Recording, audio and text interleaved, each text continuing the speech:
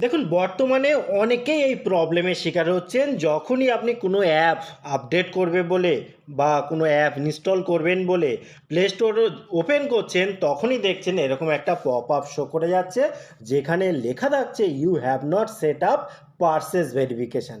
তো আমরা তো কোনো কিছু কেনাকাটা করব না, কিছু করব না, তাহলে এই জাতীয় পপ আপ কেন আসছে এবং এ থেকে কি কোনো সমস্যা হয়ে যাবে, এখানে কি কেনাকাটার ব্যাপার এসে যাচ্ছে, এরকম একটা সিচুয়েশানে অনেকেই কনফিউশনে রয়েছেন।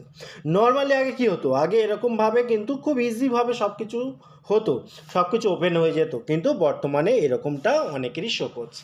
তো আপনি এই প্রবলেমে যদি পড়েন, এই প্রবলেম খুব ইজিভাবে সলভ হবে। দেখুন এখানে একটা ভেরিফিকেশান করতে বলছে প্রোটেকশানের জন্য। সে আপনি কোনো কেনাকাটা করুন না করুন কোনো ব্যাপার না, ঠিক আছে, কিন্তু আপনি যদি প্লে স্টোরটা ইউজ করতে চান তাহলে আপনাকে একটা প্রোটেকশান ব্যবস্থার মধ্যে থাকতে হবে।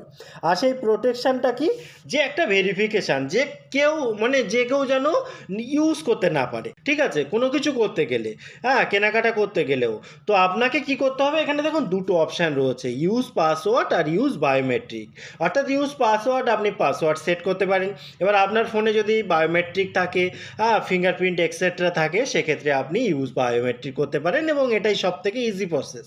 তো আপনি যদি পাসওয়ার্ড করতে চান করবেন, এখানে যদি আপনি ক্লিক করেন সেক্ষেত্রে দেখবেন যে আপনার যে জিমেল, সেই জিমেলের পাসওয়ার্ডটা এখানে দিতে হবে, দিলে আপনি পরবর্তীকালে স্টেপগুলো করতে পারবেন। আর যদি আপনি বায়োমেট্রিক করতে চান তাহলে এখানে ক্লিক করবেন। ক্লিক করার পর এখানে দেখুন, এখানে টাচ করতে হবে বায়োমেট্রিক যেখানে আছে। তো আমি এখানে বায়োমেট্রিকে এখানে ক্লিক করে দিলাম। আগে কি করতে হবে, আগে কিন্তু অবশ্যই আপনাকে ফিঙ্গারপ্রিন্টটা সেট আপ করে রাখতে হবে, ঠিক আছে। এবারে দেখুন খুব ইজিভাবে কিন্তু তারপরে খুলে গেল, আর কোনো প্রবলেম ক্রিয়েট হবে না। অর্থাৎ আপনি যদি এখান থেকে বেরিয়ে আসেন, প্লে স্টোর ওপেন করেন, দেখবেন খুব ইজিভাবে সব কিছু হচ্ছে, কোনো ব্যাপার না। এবারে দেখুন আপনি যদি এই বায়োমেট্রিক না রাখতে চান বা যে পাসওয়ার্ড লক করেছেন সেটা না রাখতে চান, কি করবেন, গুগল প্লে স্টোরটা ওপেন করে নেবেন। ওপেন করার পর উপরে আপনার যে প্রোফাইল রয়েছে এখানে ক্লিক করবেন। ক্লিক করার পর এখানে দেখুন নিচে রয়েছে সেটিং, এই সেটিংয়ের এখানে আসবেন। আসার পর এখানে দেখুন পারচেজ ভেরিফিকেশান, ঠিক আছে, এই জায়গাটায় আপনি ক্লিক করবেন।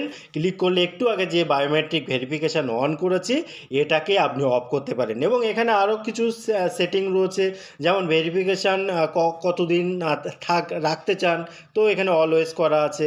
তো রাখতে চাইলে এরকমভাবে রাখুন, আর যদি না রাখতে চান বায়োমেট্রিক ভেরিফিকেশান সেক্ষেত্রে এটাকে অফ করে দিতে পারেন। এখানে একবার ক্লিক করবেন, ক্লিক করে কনফার্ম করলে এই অপশানটা কিন্তু আউট হয়ে যাবে। তবে এটা অন করে রাখলে ভালো। কেন ভালো তার কারণ আমি বলছি।